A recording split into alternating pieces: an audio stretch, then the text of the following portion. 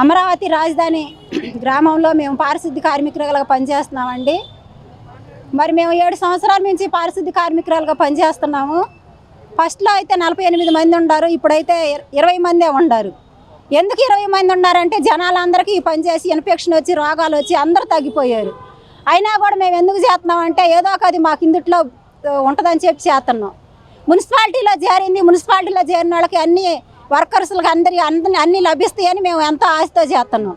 Government మారితే మాకు ఏదైనా న్యాయం జరిగిద్దని చెప్పి ఇప్పుడు వరకు ఆశతో ఉండము.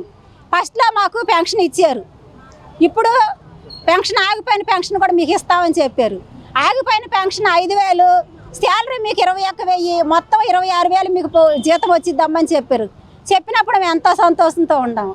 అయితే మేము ఉదయాన్నే లేచి మా ఇల్లు శుభ్రం చేసుకొని ఊళ్ళో జనమందరం ఇల్లు శుభ్రం చేస్తున్నాం. మరి మమ్మల్ని ఎందుకు గుర్తించట్లేదో అర్థం కావట్లేదు. ఇప్పుడు మాకు జీతం పెంచాలని, మాకు పెన్షన్ ఇవ్వాలని డిమాండ్ చేస్తున్నాం.